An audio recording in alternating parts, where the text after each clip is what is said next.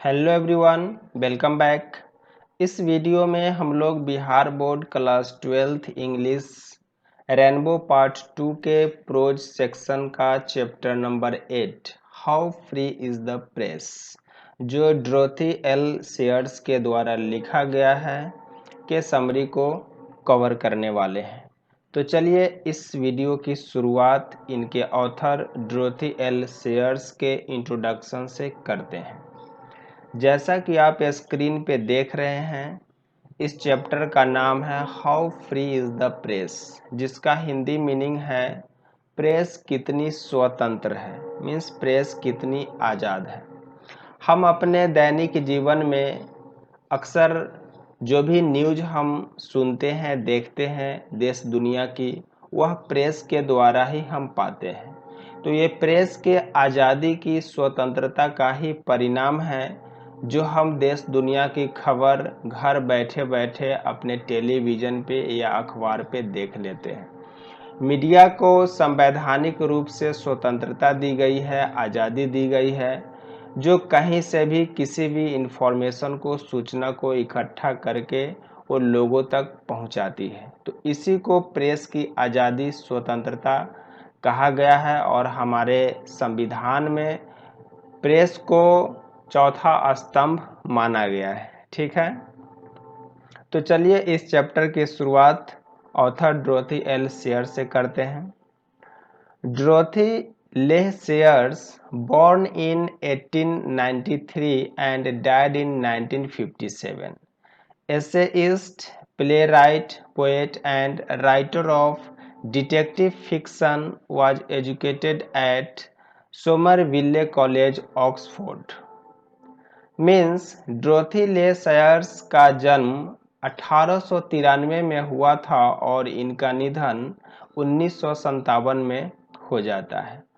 और वे एक एसेइस्ट, निबंधकार थी, प्लेराइट, नाटककार भी थी, कवि भी थी and writer of detective fiction, और जासूस कथा के लेखिका भी थी। Was educated at Somerville college Oxford, और ऑक्सफोर्ड सोमरविल्ले कॉलेज में पढ़ी लिखी थी, वहाँ इनका पढ़ाई लिखाई हुआ था। इन 1915 में Sayers became one of the first women to graduate from Oxford University. Means 1915 में जो ये लेखिका हैं ड्रोथी एल शेयर्स, वो one of the first women to graduate from Oxford University, Oxford University से ग्रेजुएट होने वाली प्रथम महिलाओं में से एक बनी। हर पब्लिश्ड वर्क्स, उनके जो प्रकाशित जो लेख हैं, इंक्लूड्स, जिसमें शामिल है Clouds of Witness, Unnatural Death, Lord Peter Views the Body, 9 Tailors, Gaudy Night, ये सब उनके वर्क्स है जो उनके द्वारा लिखा गया और प्रकाशित किया गया। She has edited great short stories of detection, और जासूस की छोटे छोटे कहानियों को उसने संपादित किया है। And published a competent words translation of inferno, और इन्फर्नो के एक कॉम्पिटेंट वर्ड्स ट्रांसलेशन मतलब एक सबल कविता अनुवाद भी प्रकाशित किया है। इन द एसे, इस निबंध में how free is the press, how free is the press जो ये निबंध है, जो एसे है, इसमें she writes with clarity of thought, मतलब विचार की एक स्पष्टता के साथ वह लिखती है। To make a strong case, मतलब एक मजबूत मामले को बनाने के लिए, अगेंस्ट मिस रिपोर्टिंग, मतलब गलत जो मीडिया के द्वारा जो मिस रिपोर्टिंग किया जाता है, गलत जो रिपोर्टिंग किया जाता है उसके खिलाफ। और बाय द प्रेस और against the misuse of the freedom of the press. मतलब जो प्रेस की जो स्वतंत्रता है उसका जो दुरुपयोग है उसके खिलाफ, या जो भी गलत रिपोर्टिंग है उसके खिलाफ एक मजबूत मामले को बनाने के लिए अपने विचार की स्पष्टता के साथ वह लिखती है। तो यह था उनका इंट्रोडक्शन और इस चैप्टर का एक जो झलक है वो। तो अब मैं समरी की तरफ आपको ले चलता हूं। तो इसके पहले एक बार फिर इनको संक्षेप में इंट्रोडक्शन जान लेते हैं। जैसा आप स्क्रीन पे देख रहे हैं, ये डोरोथी एल सीयर्स का तस्वीर है और इनका जन्म 13 जून 1893 को हुआ था ऑक्सफोर्ड यूनाइटेड किंगडम में, और डैड 17 दिसंबर 1957 विथेम यूनाइटेड किंगडम। और इनके द्वारा जो भी लिखा गया जो मुख्य बुक है, प्लेज है, नाटक है, वह है बसमैन्स हनीमून। और she was an essayist, play right, poet and writer of detective fiction. और वह एक निबंधकार, नाटककार, कवि और जासूस कथा के लेखिका थी। अब चलिए समरी की तरफ। It is a very few informative and thought-provoking essay by Dorothy L. Sayers। कहने का मतलब कि यह एक बहुत ही कम जानकारीपूर्ण, अ वेरी फ्यू इंफॉर्मेटिव का मतलब बहुत ही कम जानकारीपूर्ण, एंड थॉट प्रोवोकिंग का मतलब होता है सोचा समझा। मतलब it is a very few informative and thought provoking essay, मतलब यह बहुत ही कम जानकारीपूर्ण और सोचा समझा एक निबंध है जो डोरोथी एल सीयर्स के द्वारा लिखा गया है on the freedom of the press. मतलब प्रेस की स्वतंत्रता पर। जो प्रेस की स्वतंत्रता है, जो मीडिया की जो आज़ादी दिया गया है कॉन्स्टिट्यूशन में, उस पर इन्होंने बहुत ही कम जानकारीपूर्ण और सोचा समझा एक निबंध के रूप में इस पर उन्होंने लिखा है। ओके। टू हर माइंड, उनके अनुसार, there can be no free people, मतलब कोई आज़ाद लोग नहीं हो सकते हैं विदाउट अ फ्री प्रेस, मतलब प्रेस की स्वतंत्रता के बिना। मतलब उनके अनुसार, उनका मानना है कि प्रेस के स्वतंत्रता के बिना कोई भी स्वतंत्र लोग नहीं हो सकते। But she also points out, लेकिन वह ये भी बताती है, ये भी इशारा करती है, दैट मीन्स कि the press enjoys freedom in a very restricted and technical sense. कहने का मतलब है कि ये जो प्रेस है, ये जो प्रेस की जो आज़ादी है वह इंजॉय करती है, मतलब अपना एक आनंद लेती है in a very restricted and technical sense. मतलब एक रिस्ट्रिक्टेड का मतलब होता है प्रतिबंधित, और टेक्निकल सेंस मीन्स तकनीकी अर्थ में। मतलब एक प्रतिबंधित और तकनीकी अर्थ में जो प्रेस की जो आज़ादी है वह क्या है, अपना इंजॉय करती है। ठीक है, अपना एक आनंद लेती है, अपने आज़ादी का फायदा उठाती है। इस तरफ भी वो पॉइंट आउट करती है, इशारा करती है। ओके। नेक्स्ट है कि the freedom of press generally refers to the freedom from direction और censorship of the government। कहने का मतलब है कि ये जो प्रेस की फ्रीडम है, स्वतंत्रता है, आज़ादी है, जनरली मीन्स आम तौर पर, रिफर्स टू मीन्स सूचित करता है या संदर्भित करता है, द फ्रीडम मतलब आज़ादी को संदर्भित करता है, सूचित करता है, फ्रॉम डायरेक्शन और सेंसरशिप ऑफ द गवर्नमेंट, मतलब सरकार की जो दिशा है या उसकी जो सेंसरशिप है उससे यह आज़ादी को संदर्भित करता है। आमतौर पर प्रेस की स्वतंत्रता आमतौर पर सरकार की दिशा और सेंसरशिप की से आज़ादी को सूचित करता है। मतलब कहने का मतलब हुआ कि सरकार के मर्जी के बिना, उसके रूल एंड रेगुलेशन के बिना कोई भी काम नहीं होता है। लेकिन ये प्रेस जो है वो सरकारी जो संस्था है, जो एक गलत चीज़ों पे जो एक उसका जो सेंसरशिप जो संस्था है, जो रोक लगाती है किसी गलत इन्फॉर्मेशन के लिए, उससे यह फ्री है, आज़ाद है प्रेस। उसी के बारे में ये कह रहा है। ठीक है। नेक्स्ट है कि द ब्रिटिश प्रेस, और जो ब्रिटिश जो प्रेस है, ब्रिटेन की जो प्रेस है, जो मीडिया है, इन दिस सेंस, इस अर्थ में, इज सिंगुलरली फ्री, मतलब वह एक अकेले स्वतंत्र है, आज़ाद है, इन नॉर्मल टाइम्स, मतलब सामान्य समय में। मतलब सामान्य समय में अगर ब्रिटिश प्रेस की बात करें तो इस अर्थ में वह एक अकेले एकमात्र स्वतंत्र मीडिया है।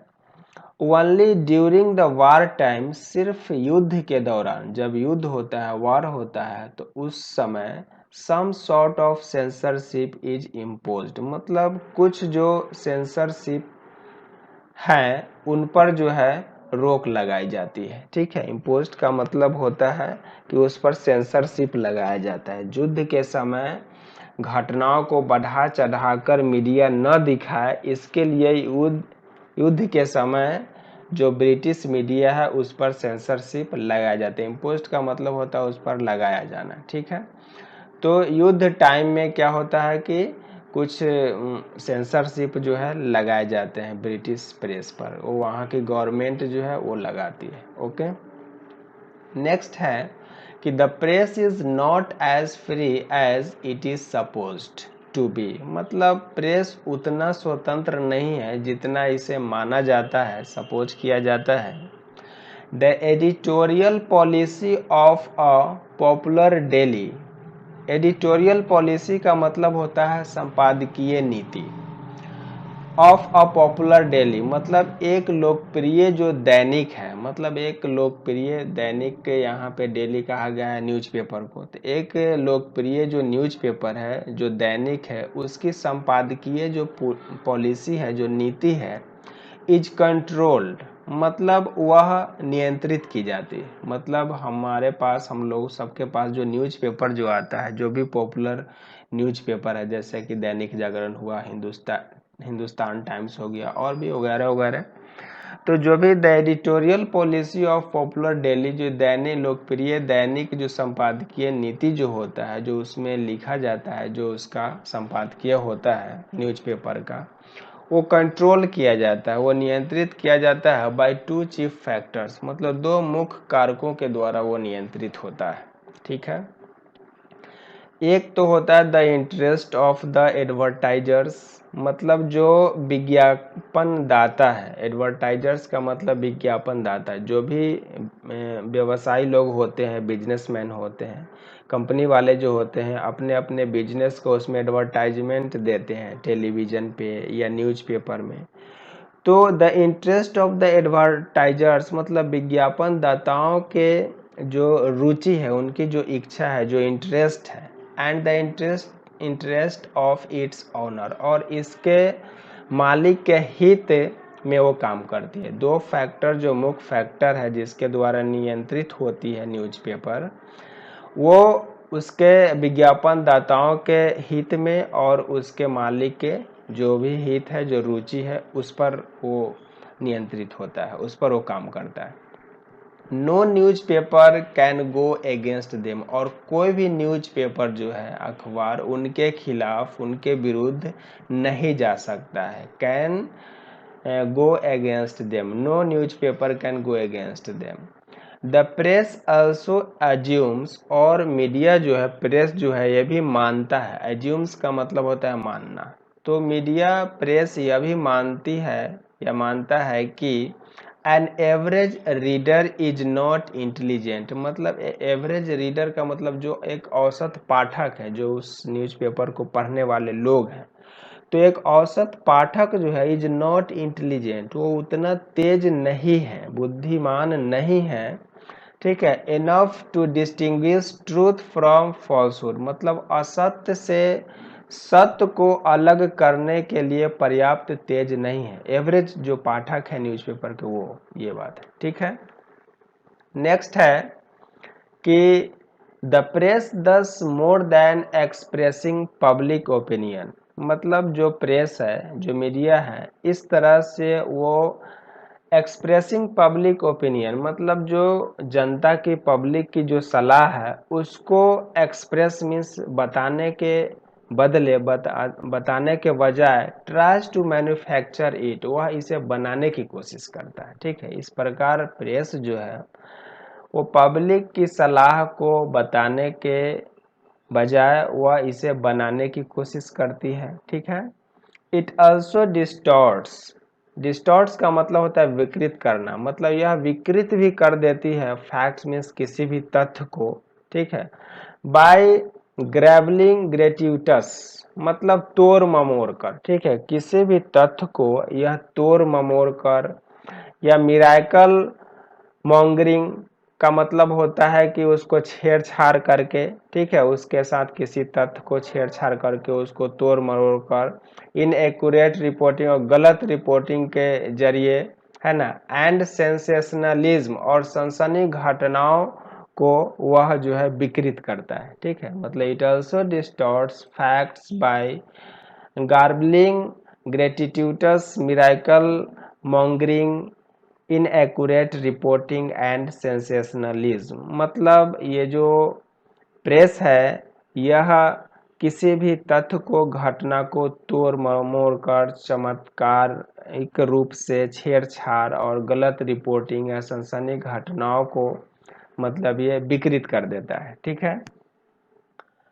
So every reader requires to be on his guard, इसलिए हर पाठक को, एवरी रीडर मीन्स हर पाठक को, मतलब जो भी न्यूज़पेपर पढ़ने वाले जो लोग हैं उनको, रिक्वायर्स मीन्स आवश्यकता है, जरूरत है, टू बी मीन्स होने की, ऑन हिज गार्ड मीन्स अपने रक्षा, है ना, अपने सुरक्षा, अपने रक्षक होने की जरूरत है, अगेंस्ट दिज, है ना, टैक्टिक्स ऑफ न्यूज़पेपर, मतलब ये समाचार पत्रों के न्यूज़पेपर की जो चाल है, इन चालों के खिलाफ हर पाठक को अपना एक रक्षक होने की जरूरत है। तो ये समरी था। आई होप कि ये समरी का मीनिंग आपको समझ में आ गया होगा। फिर भी एक बार इनका, इस समरी का हिंदी हम जान लेते हैं। प्रेस कितनी स्वतंत्र है, डोरोथी एल सायर्स द्वारा एक बहुत ही कम जानकारी पूर्ण और सोचा समझा लिखा गया निबंध है।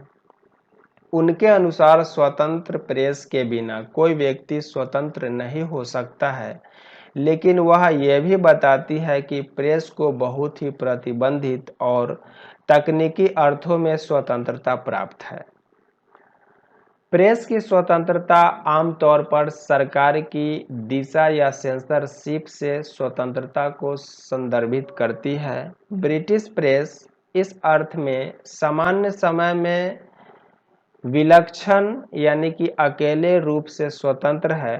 केवल युद्ध के दौरान किसी प्रकार की सेंसरशिप, जिसका हिंदी मीनिंग अभिवेचन होता है, लगाई जाती है। प्रेस उतना स्वतंत्र नहीं है जितना माना जाता है।